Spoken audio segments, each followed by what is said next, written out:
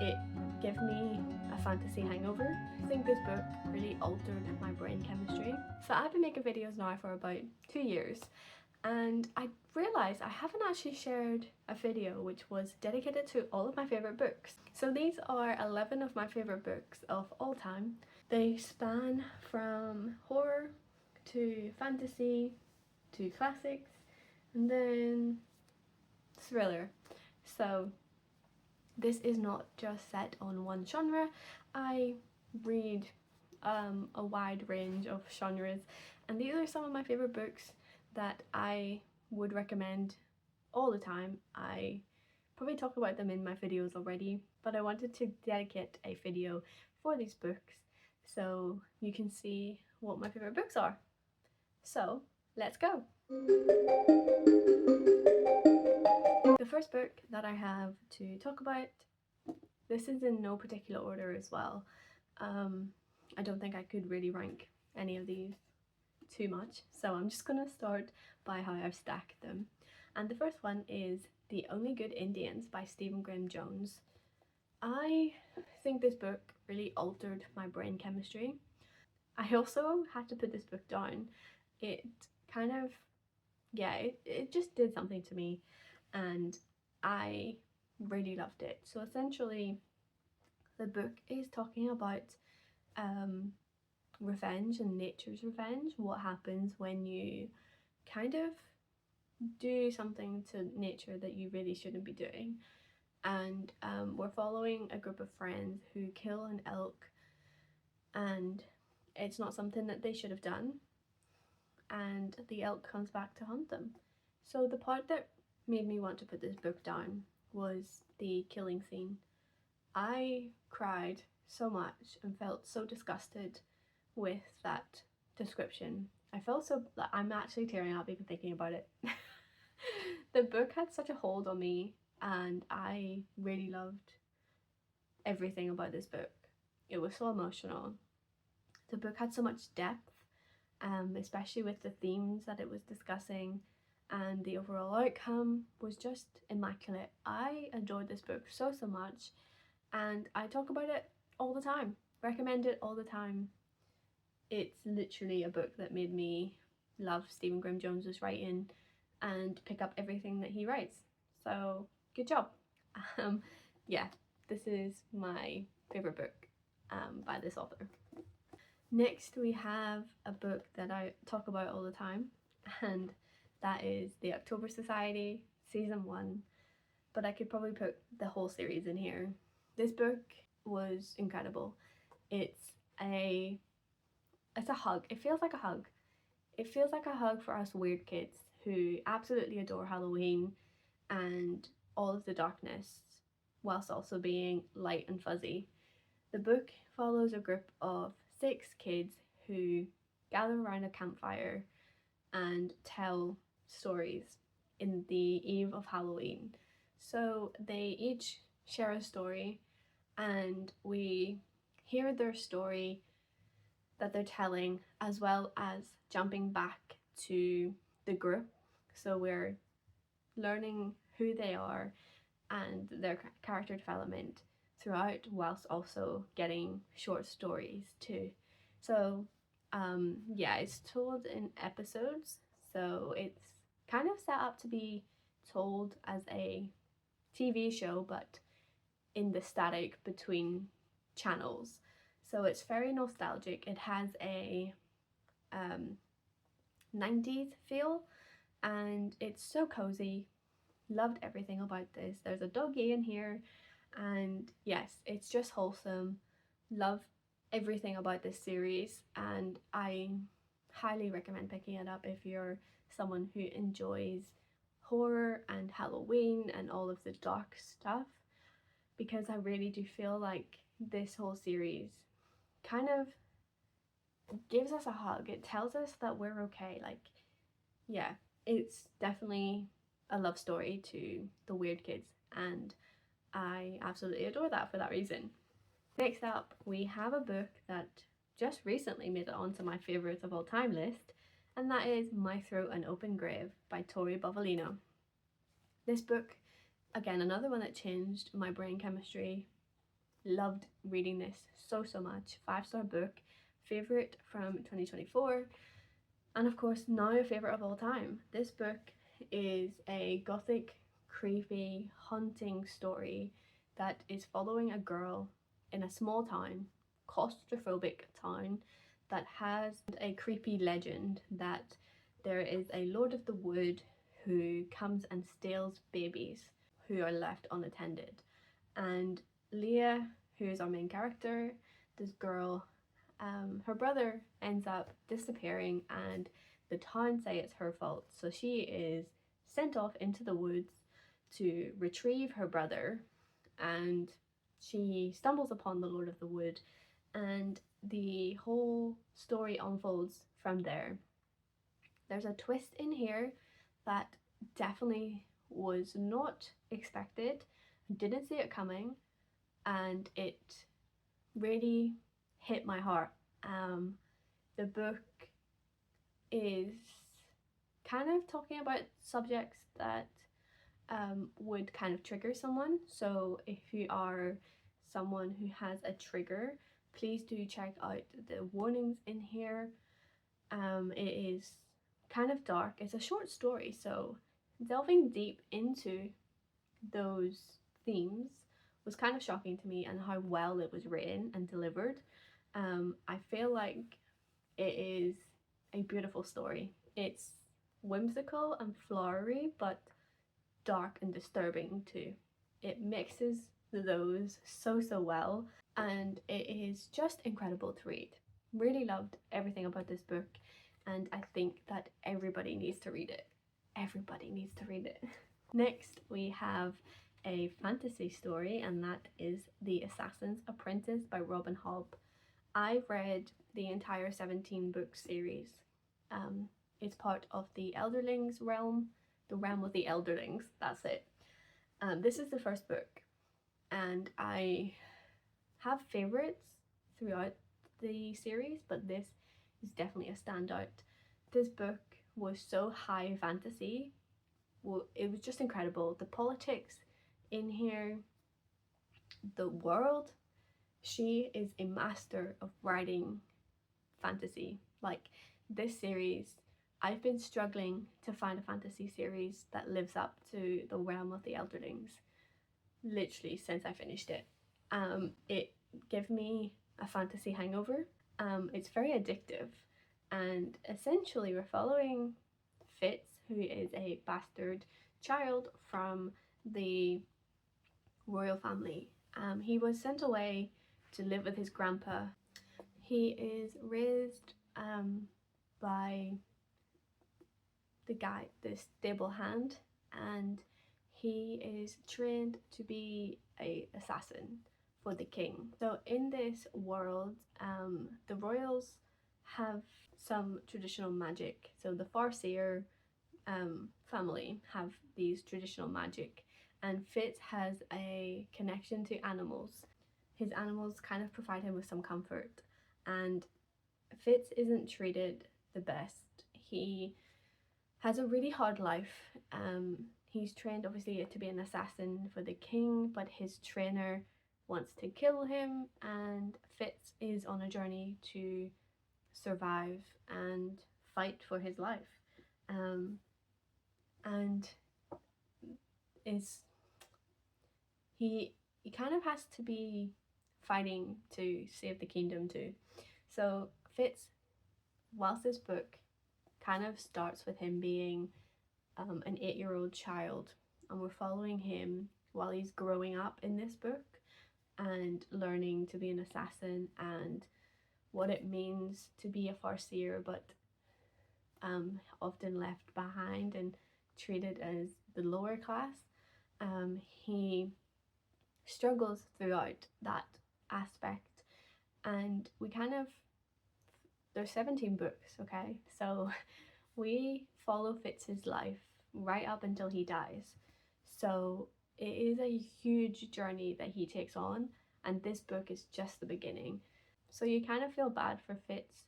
A lot of the time he is not treated the best, but he is special in a way. So yeah, Robin Hobb writes her characters so well, and you kind of feel like they're real people. They are so 3D, have so many emotions and tribulations and challenges in their life. Like, it is a whole another world. It's a whole nother level of fantasy, and I absolutely adore this so much. And like I said, I had a fantasy hangover because nothing, and I mean nothing, has reached the level that this is at since. I've tried so many other stories. The Prince of Thorns just did not hit. There was there's so many that I've read, and I just can't hit the spot. Like, no other book is reaching the Realm of the Elderlings level. I think I peaked with high fantasy way too early. So we next have a classic Christmas story, and that is A Christmas Carol by Charles Dickens. I return to this every Christmas. I read this all the time. Christmas Carol kind of has always been a favourite of mine since I was a little child. It's a ghost story.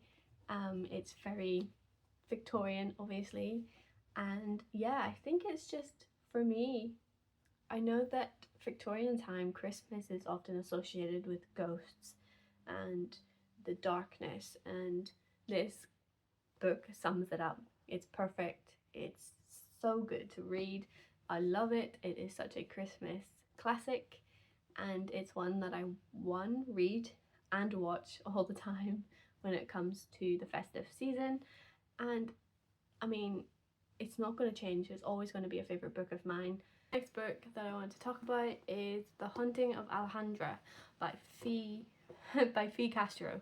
This book, again, is another more recent read. I read this in 2023, and it somehow stood out to me. I really loved the writing in here. We are following Alejandro whilst she is a new mum, and we're exploring her life as a wife and a mum. She's currently struggling in her life. She's starting to see a crying woman in a ragged white gown. So this is kind of like a retelling of the legend of La Llorona. My pronunciation is terrible, so don't mind that. But it's kind of, yeah, so it is a retelling of that legend, and it's kind of exploring it in a way of generational trauma and the woman experience, how she is forced to be this perfect wife and mother. So she has to solve her family's kind of history. She is facing this demon, and she is forced to look at her family history in order to save herself and her children. So I kind of enjoyed this book because it kind of not only showcases like folk horror and the demonic elements, but it also focuses on real life issues. Women have such a role to play, and sometimes like being a woman can be hell, and Fee Castro is dealing with that in this book. She's showcasing that Alejandro is suffering. She's suffering massively in her marriage and in herself. She doesn't understand like where she comes from, who she is. She's really struggling to kind of feel like herself again, and obviously this demon that is hunting her doesn't help. So she's on a mission to solve this this issue. She has to delve deeper into her ancestors and really explore that generational problem, and in order to save herself and her family. I really love that. I also really love the writing. It's whimsical, flowery, but also very like grim. It's dark, it's terrifying to read. It stands out as a really good horror story. Next we have a thriller, and I know some people really don't like this book. They probably seen the twists coming. But this book, as someone who's never really studied psychology, I really was shocked by this story, and that is The Last House on Needless Street by Catriona Ward. This is a book that follows Ted, who lives with his daughter Lauren and his cat Olivia. Now, I read this book, and the first chapter of Olivia the cat, I was very confused as to why this cat was so religious. Why is the cat religious? I'm very confused at this point when I'm first reading this. But, oh my god, the twist was incredible. I didn't see it coming. Really loved the representation in here. I really didn't see this coming, and a lot of people I've heard kind of guess where this was going. Well done. Like, literally, I was absolutely gobsmacked by this book. Yeah, I mean, I'm not going to say too much more about it because I feel like you need to read it yourself if you haven't yet. But yeah, I did really love this, and it's probably my favourite thriller ever. Next up, we have The Hobbit by j.r.r. Tolkien. This is incredible. I absolutely adore this book. The Hobbit has such a heartwarming feel.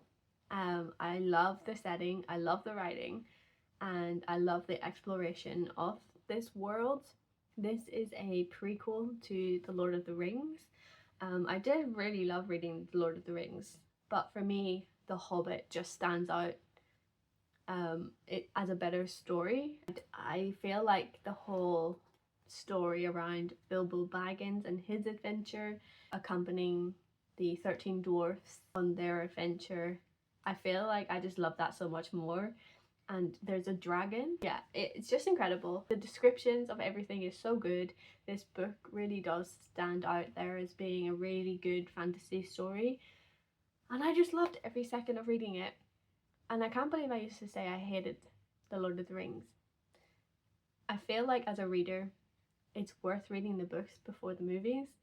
I watched the movies and did not really enjoy any of it. I fell asleep during the first Hobbit movie, and it took me until I was in my 20s to read the whole series actually, and I feel like I was missing out for a long time. I read them and I just was like, wow, why didn't anybody tell me to read these when I was younger? I would have absolutely ate this stuff up. But yes, I have now read them, and they are up there with being incredible books. The Hobbit stands out as being the best in that world to me. And I feel like I need to reread this soon. It's just annoying how I've actually cracked the spines. This book was so difficult to read without cracking the spine. Like, literally I just cracked it again just opening it. Why does the UK do this? Why do I have to move my book like this if I want to read it? It just doesn't make sense. I literally have to crack the spine. Oh, it would be so much nicer if it wasn't cracked. But it is what it is. I've had it for 5 years. So yeah, I need to reread it soon. So you may see this again in another video, but I really did love The Hobbit. Next up, we have Cackle by Rachel Harrison. This is going to be a spoiler for another video, but I feel like this is my favourite book by this author. Well, it's the only one on this list, so of course it's my favourite by this author. Cackle is a cozy witch story. We're following Sophie and Annie. Annie kind of has come out of a bad relationship, and she kind of moves to this new town and befriends this magnificent and charming woman of Sophie. So they become besties. Sophie kind of helps Annie with her new life, kind of getting over the boyfriend and moving on. Witchy stuff happens. There's creepy spiders and lots of coffee. I feel like this is such a good book. I felt really warm while reading it. It was so much fun. I loved the relationship between Annie and Sophie. I feel like Rachel really does write friendships so well, and this doesn't disappoint in that sense. It's very feminist. We see strong feminine characters who are fighting against the previous boyfriends, and yeah, it stands out to be a really good female empowerment, besties, witchy, kind of feminist story. It does give practical magic vibes, and I'm here for it. I absolutely loved Practical Magic, the movie. Didn't really enjoy the book as much, but Cackle kind of fills that hole. And yeah, it's a beautiful, rich story, and I really loved the spiders in this. And it was absolutely incredible to read. Next up, we have The Invisible Life of Addie LaRue by F.E. Schwab. This book I picked up and couldn't put down. So we follow Addie LaRue, who is in France in the 1714. She is a desperate woman who makes a deal by a river to kind of live forever. So she makes the deal. She can kind of survive forever, but the only issue is nobody remembers her. So she has lived 300 years as Addie, but nobody remembers who she is. So that must be rough in itself. But then somehow she walks into a bookshop and the guy Henry remembers. So he is an enigma, and she is so confused as to why this is happening. But she continues her life and she gets really close to Henry, and the devil doesn't let her go. So it's a story about like consequences of your actions and what you wish for. It's following her through a journey of time, history, and the future. She wants to have a full life, but she is never remembered by anybody. So it's a tough consequence of that deal. And when someone does remember who she is, it comes back to nip her in the bud, and it just doesn't end very well. It's so beautiful. It's a story that's so enchanting. There's a ton of darkness, but lots of light too. It's such a beautiful, warm story, and it is definitely one to be remembered. I surprisingly, yeah, and this is also being turned into, is it a movie or a TV show? I can't really remember, but it's been adapted, and I am beyond excited. This book is a huge standout. Such a fun fantasy that is very gothic, but also so rich. Lots of really good writing and storytelling, and also the characters are very 3D. They feel like real people, and I just think that's an incredible master of writing. Finally, the last book is Stephen King's Pet Sematary. If you know me, it's always on the top of my lists. I recommend it all the time. It's a standout read. It's Stephen King's best story, and I feel like it's so dark, but not in the way that you would expect. This story is very much centered around grief and what people will do in grief to bring what they love back. So essentially, we're following a family who move into a new house because the dad gets a new job. There's a pet cemetery on their property. So they go exploring. The Churchill, the cat, dies and is buried in the pet cemetery, but he comes back to life and isn't the usual Churchill.